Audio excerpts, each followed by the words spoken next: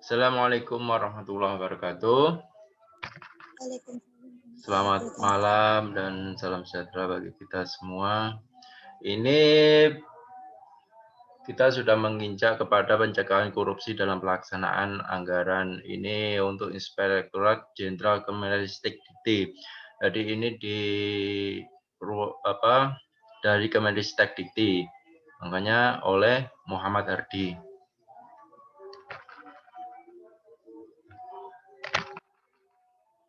Nah, ini berkenaan dengan korupsi. Korupsi itu apa sih? Nah, ini adalah contoh-contoh ya praktek yang sering terjadi. Jadi dikatakan korupsi itu biasanya untuk transaksinya itu biasanya secara tertutup, karena kalau terbuka konyol ya, mencari mati gitu istilahnya kalau terbuka. Secara tertutup. Kalau di pendidikan kita juga begitu. Kan nggak mungkin kamu misalkan kamu berlaku curang tentang 3 pilar, salah satunya adalah pendidikan. Kamu melakukan gratifikasi kepada dosen, kan nggak mungkin kamu secara terang-terangan banyak teman kamu melakukan gratifikasi, kan nggak mungkin. Pasti kamu akan menemui dosen tersebut secara sendiri, gitu. Nah, ini contohnya seperti ini. Terus pengertian korupsi kalau menurut Undang-Undang 31. Ya.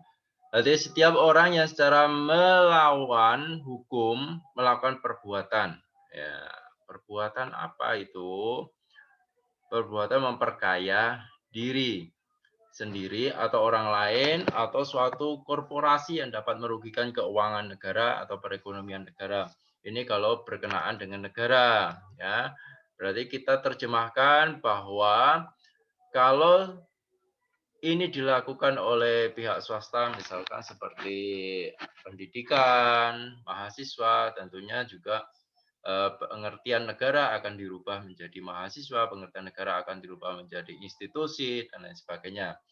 Setiap orang yang dengan tujuan menguntungkan diri sendiri atau orang lain, atau suatu korporasi menyalahgunakan kewenangan, kesempatan, atau sarana yang ada padanya karena jabatan atau kedudukannya. Misalkan, saya sendiri misalkan ya sebagai ketua Stikes, terus saya menggunakan kedudukan saya untuk meraih ya, atau mencari keuntungan yang sebesar-besarnya. Ini juga saya bisa dikatakan korupsi, gitu ya. Nah, setiap orang yang melakukan tindak pidana sebagaimana dimaksud pada pasal bla bla bla KUHP, setiap orang yang memberi hadiah atau janji kepada pegawai negeri dengan mengikat kekuasaan atau wewenang yang melekat pada jabatan atau kedudukannya. Makanya untuk kalau sekarang ini kan musimnya adalah musim Ramadan, sebentar lagi adalah Hari Raya Idul Fitri. Sebenarnya untuk memberikan hadiah atau memberikan parcel ya, itu dari pimpinan ke bawah ya. Jadi nggak boleh bawah memberi parcel kepada pimpinan. Nah, itu ya. Itu bisa dikatakan korupsi gitu ya. Berarti saya yang harus memberi karyawan dan dosennya ya. Saya nggak dapat apa-apa ini nanti hari raya ini. Jadi setiap hari raya pimpinan nggak dapat apa-apa kecuali pimpinan diberi oleh yayasan ya, karena ya kedudukan yayasan di atas pimpinan Stikes. Nah, yang biasa memberi memberi saya berarti ya yayasan ya. Kalau anak buah saya nggak boleh menerimanya. Nanti disebut dengan ini tadi. Ditakutkan kalau bawahan memberi ke pimpinan itu ditakutkannya itu ada maksud-maksud terselubung ya.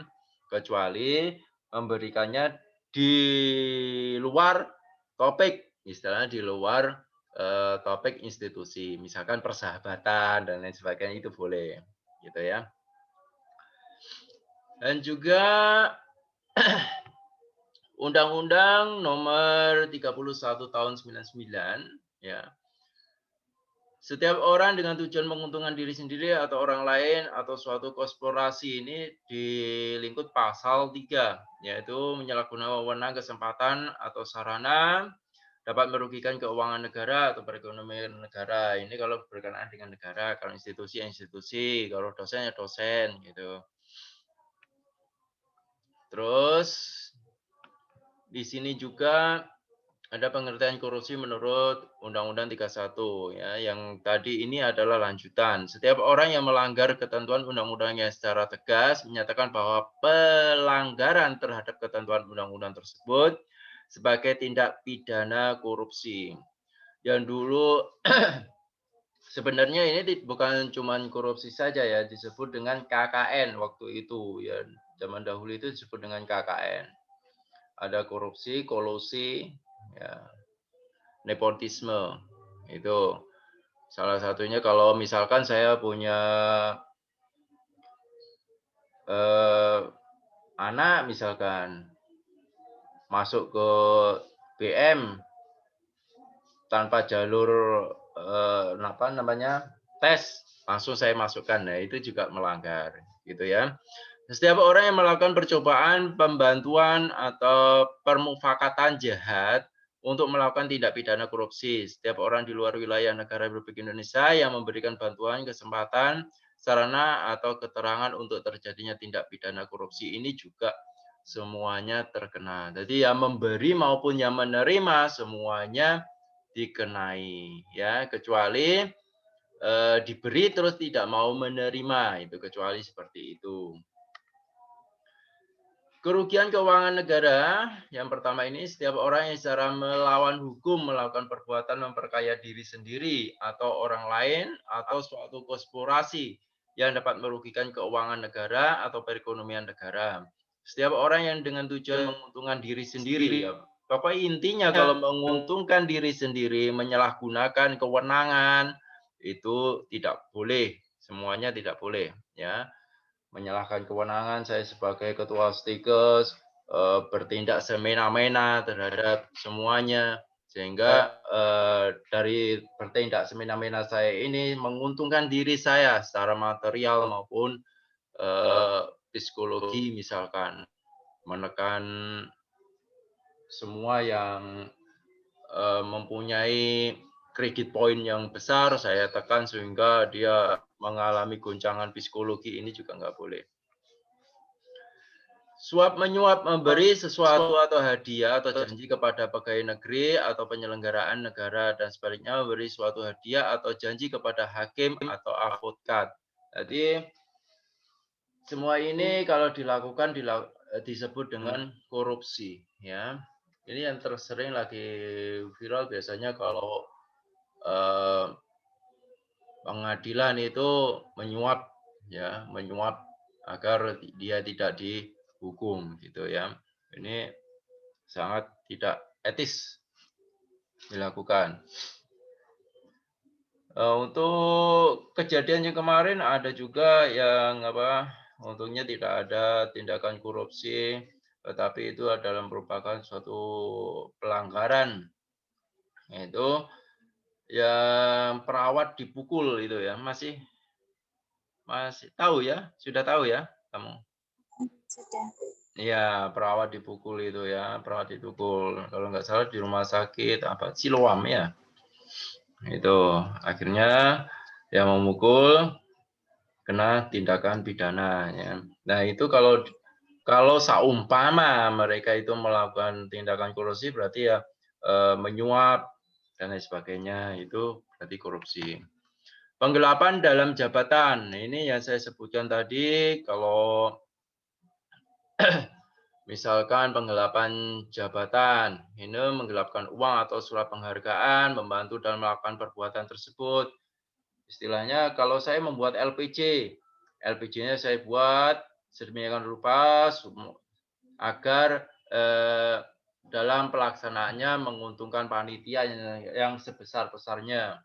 Misalkan seperti itu namanya penggelapan-penggelapannya. Itu juga nggak boleh ya. Atau melakukan pemalsuan. Nggak boleh. Ini kalau mahasiswa biasanya penggelapan ini adalah pemalsuan. Pemalsuan apa? Pemalsuan misalkan riset ya atau karya ilmiah ya, karya terakhir ya. Ini dia melakukan pemalsuan dengan cara apa? Misalkan dibuatkan sama orang lain ya. Karya terakhir dibuatkan orang lain terus diajukan ke dosennya, akhirnya mas dosen, "Oh ini bagus ini diluluskan." Padahal secara psikologi mahasiswa tersebut akan menyesal. Kenapa? Seolah-olah dia itu lulusnya bukan karena usahanya sendiri, tetapi usaha orang lain. Itu akan menjadi penyesalan seumur hidup bagi mahasiswa yang melakukan kecurangan tersebut. Ya, makanya jangan sekali-kali nanti kalau ada tugas karya ilmiah terakhir, kalian dibuatkan oleh orang lain atau memalsukan, misalkan ANC. Nah, kamu disuruh cari ANC sebanyak berapa, 50 misalkan. Dapatnya cuma 10, yang 40 dipalsukan semua datanya. Ini juga nggak boleh, ini namanya penggelapan. Ya, penggelapan data dalam mahasiswa, gitu. Ini juga disebut sebagai tindak pidana korupsi mahasiswa terhadap dosennya, gitu ya. Kalau kamu lulus nanti seperti itu tidak membanggakan diri kamu. Secara psikologi kamu akan terikat emosional yang selalu menghantui kamu, yaitu aku tadi kemarin tuh lulus karena bantuan orang, bukan hasil keringat saya sendiri. Nah, itu mempengaruhi terus. Akhirnya kamu mencari kerja itu sulit. Itu. Biasanya seperti itu kalau gangguan psikologi itu terganggu pada mahasiswa, gitu ya. Terus yang 4, perbuatan pemerasan. Ini pemerasan ini dilakukan oleh orang yang mempunyai kekuatan dalam hal apapun, memeras orang yang tidak mempunyai kekuatan, ini namanya pemerasan, gitu ya. Pegawai negeri atau penyelenggara negara yang menyalahgunakan kekuasaannya memaksa seseorang memberikan sesuatu, membayar atau menerima pembayaran dengan potongan atau untuk mengerjakan sesuatu bagi dirinya. Ini adalah pemerasan. Misalkan, Risa, kamu nggak akan lulus di materi saya, yaitu pendidikan budaya anti korupsi. Jika kamu tidak mau memberikan saya uang sebesar ini. Nah, ini berarti saya melakukan pemerasan kepada Risa. Gitu. Nah, ini adalah salah, gitu ya. Pemerasan tidak hanya berupa uang saja ya, misalkan Risa harus tidur dengan saya kalau mau lulus. Nah, itu juga pemerasan, ya. Jadi pemerasan itu tidak hanya berupa uang, bisa berupa apapun yang istilahnya adalah menekan Risa agar melakukan sesuatu tersebut, agar Risa itu dapat lulus di materi saya. Nah, itu namanya pemerasan. Itu nggak boleh dilakukan oleh dosen, ya. Misalkan pemerasan Risa terhadap adik tingkat, misalkan.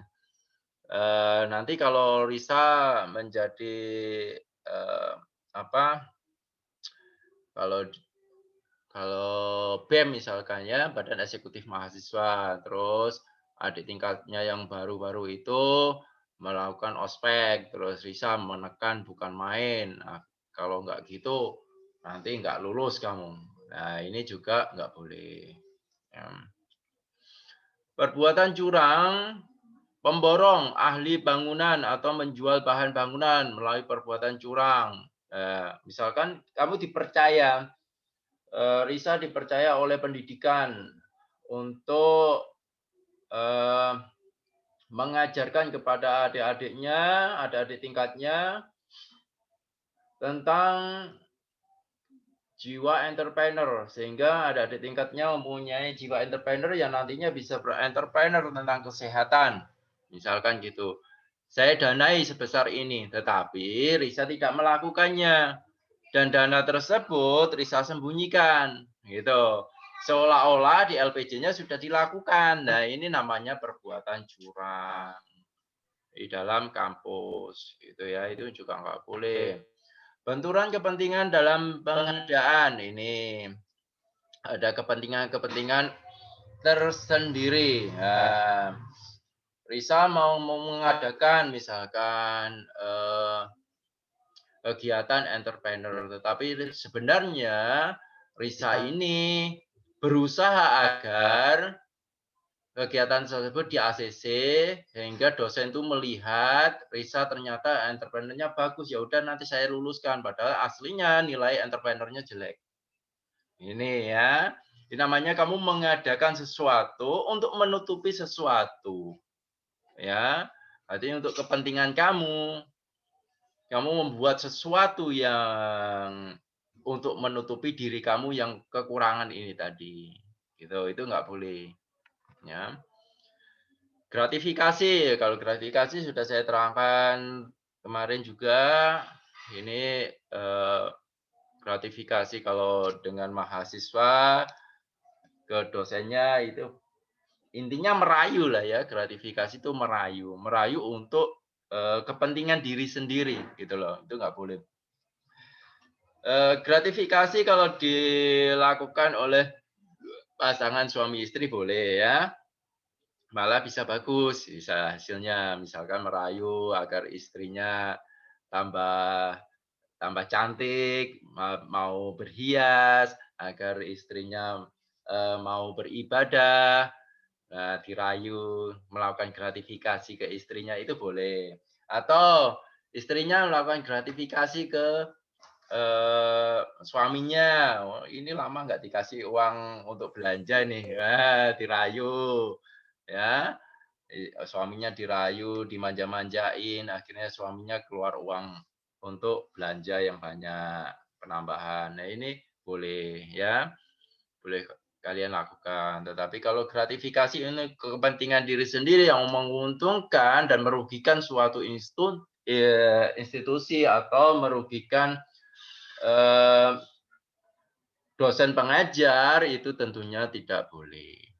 Itu ya, itu gratifikasi yang contoh bentuk korupsi. Nah, ini ya. Penyalahgunaan wewenang, benturan kepentingan, pembayaran fiktif, kolusi, persekongkolan, ini kolusi. Saya misalkan teman saya, ya teman saya punya anak, anaknya belum bekerja, terus menghubungi saya, sis, anak saya ini belum kerja, bisa nggak jadi dosen di tempat kamu? Oh bisa bisa bisa. Ini nggak boleh, ini namanya persekongkolan, ya. Kecuali oh bisa, tetapi melalui tes ya. Nah ini nggak lain lagi ceritanya ya. Melalui tes nanti. Nah, ini lain lagi ceritanya. Tapi kalau langsung rekomendasi saya itu namanya kolusi, nggak boleh. Ya. Biaya perjalanan dinas fiktif. Oh, nggak kemana-mana minta uang perjalanan. Itu. Misalkan. Misalkan kamu anggota BEM. Oh, saya mau survei ke universitas A misalkan, Pak. Kami butuh dana sebesar ini, Pak. Begitu kita ACC untuk kegiatan BEM, ternyata di perjalanan dinasnya tidak kamu lakukan sama sekali. Nah, ini juga nggak boleh. Ya, suap atau uang pelicin juga nggak boleh. Pungutan tidak resmi, tadi pungutan tidak resmi ini banyak ya, misalnya di jalan-jalan ya, pungutan-pungutan tidak resmi. Atau dosen mungut mahasiswanya, ya, tanpa adanya kejelasan uang tersebut buat apa. Ini namanya pungutan tidak resmi. Ya, itu nggak boleh. Penyalahgunaan fasilitas atau inventaris kantor. Ini misalkan saya menggunakan komputer sama printer sama kertas kantor untuk keperluan bisnis saya di luar kampus. Nah, ini termasuk saya menyalahgunakan fasilitas atau inventaris kantor, ya. imbalan tidak resmi, bekerja tidak sesuai ketentuan dan prosedur, penerimaan, komisi atau transaksi jual beli yang tidak disetor ke kas negara atau istilahnya kalau kampus, misalkan kamu melakukan sama teman-teman kamu, bekerja sama sama teman-teman kamu, membuat suatu kreasi dan kreasi itu dijual dan nanti untungnya dibagi bersama. Ternyata hasil dari itu tidak kamu laporkan ke teman-teman kamu, tetapi kamu gunakan sendiri. Itu namanya penerimaan atau komisi atas transaksi jual beli. Penyalahgunaan anggaran, menerima hadiah, sumbangan, hibah terkait dengan tugas dan jabatan. Nah, ini seperti yang saya ceritakan tadi ya, ketika saya menerima hadiah ini dari bawahan saya nggak boleh ya. Seharusnya pimpinan yang memberikan hadiah ke bawahannya. Itu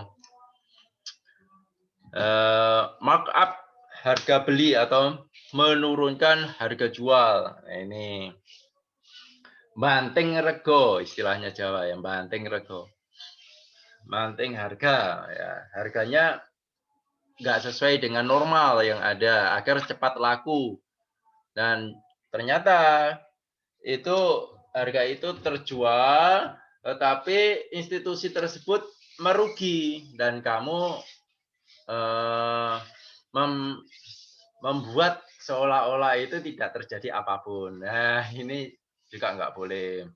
Namanya make up itu membuat seolah-olah tidak ada terjadi apa-apa. Merubah dan memanfaatkan kelemahan sistem teknologi informasi, menurunkan kualitas spesifikasi teknis, mengurangi volume, pertanggungjawaban tidak sesuai dengan realisasi. Nah, ini semuanya adalah contoh bentuk korupsi. Ya. Kalau mengurangi volume misalkan beras ya. Beras volumenya 1 karung itu misalkan ya, 1 karung itu adalah 10 kilo, tetapi kamu isi 9 kilo, terus kamu jual. Ini namanya mengurangi volume, itu nggak boleh. Permendikbud Dikti nomor 58 tahun 2016 tentang pedoman penanganan benturan kepentingan. Nah, ini benturan kepentingan. Kepentingan diri sendiri dipakai untuk kepentingan umum. Nah, ini nggak boleh. Bentuk benturan kepentingan, penerimaan gratifikasi, penggunaan aset jabatan, penggunaan informasi, proses pengawasan, penyalahgunaan wewenang, perangkapan jabatan, pemberian akses khusus kepada pihak tertentu. Nah, ini adalah bentuk-bentuk benturan kepentingan. Sebenarnya kepentingannya itu untuk diri kamu sendiri, tetapi kamu melibatkan institusi. Tuh. Potensi korupsi dalam pelaksanaan anggaran di PTN atau perguruan tinggi. Ya. Pengolahan berdasarkan dana penelitian tidak sesuai ketentuan. Nah, pembayaran uang transport, honorarium, dinas, honor, lain sebagainya. Ini adalah potensi korupsi pelaksanaan anggaran. Ini sering ya, ini sering dilakukan oleh pejabat-pejabat sehingga dana penelitian untuk dosen semakin berkurang. Seharusnya dana penelitian untuk dosen misalkan 100 juta, nyampe ke dosennya hanya 50 juta. Ini yang kacau ya.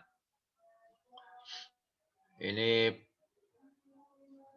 bentuk-bentuknya ya, bentuk potensi korupsi. Ya, kadang mengurangi volume, kelebihan pembayaran pekerjaan. Jadi dibuat seolah-olah itu natural, tapi sebenarnya semuanya direkayasa. Ya, pengadaan barang, inventaris.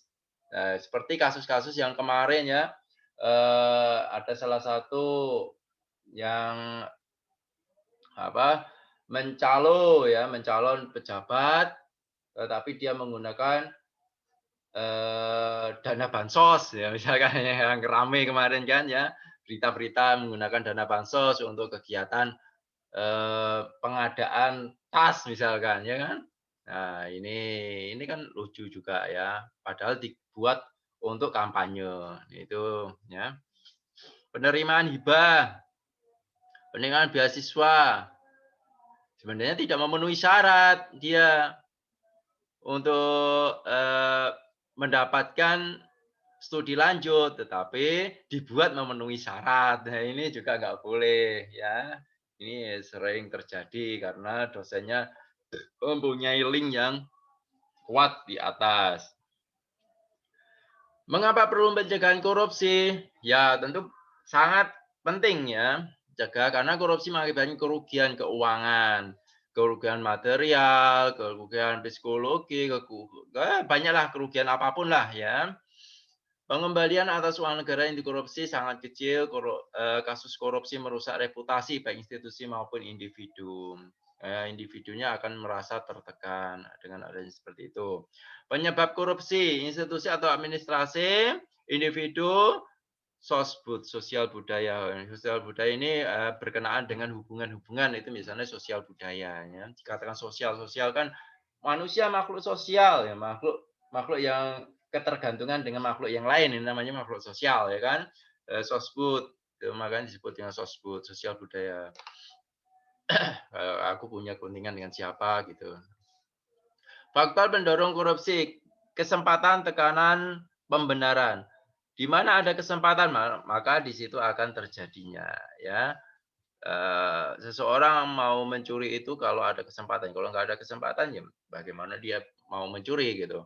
Atau ada tekanan, kamu harus mengambil barang itu, kalau nggak ada tekanan ya yang sebenarnya nggak mau melakukannya gitu. Atau pembenaran, untuk menutupi kesalahan-kesalahan kamu, maka kamu lakukan pembenaran-pembenaran yang fiktif, ya, agar kesalahan kamu terpendam. Itu juga nggak boleh ya. Tuh.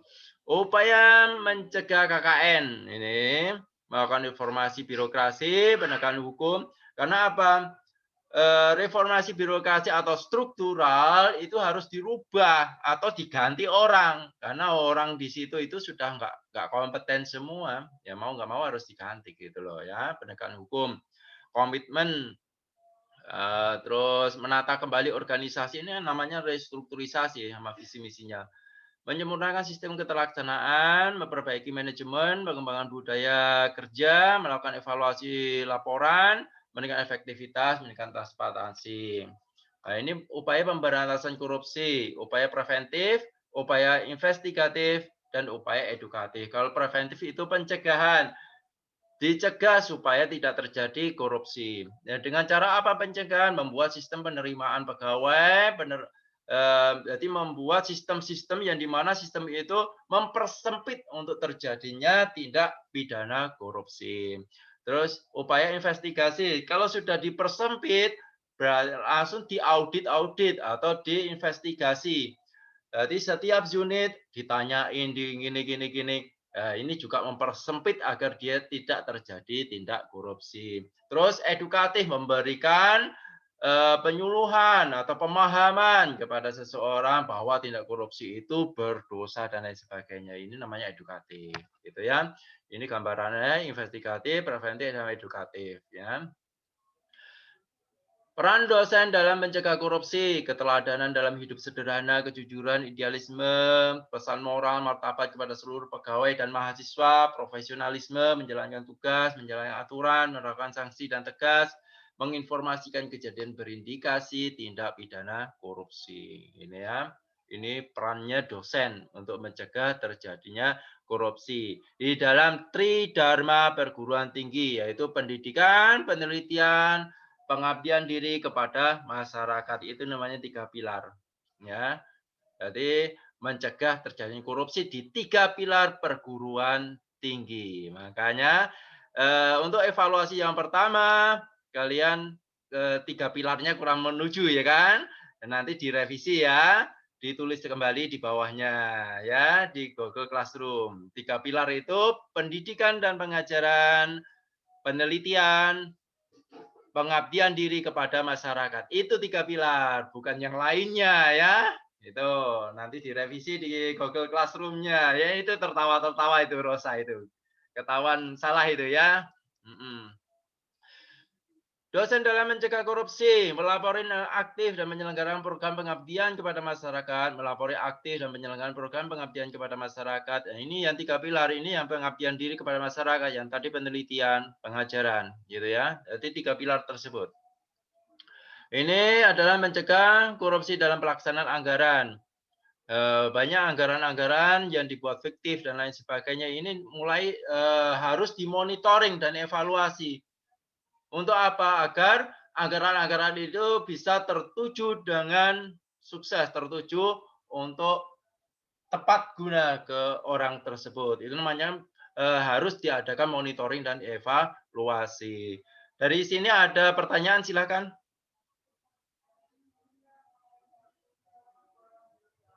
Kalau tidak ada pertanyaan, nanti ada evaluasi kedua, silakan diisi di Google Classroom ya.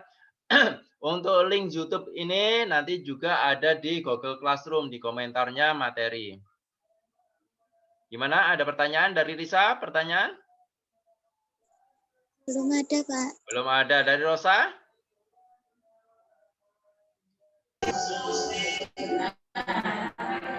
Rosa lagi bermain musik ya. Oke. Terima kasih untuk pertemuan malam hari ini. Saya akhiri. Wabillahi taufiq wal hidayah. Wassalamualaikum warahmatullahi wabarakatuh. Selamat malam dan salam sejahtera bagi kalian semua. Semoga pengajaran kali ini membawa berkah bagi kalian semua. Amin. Wassalam.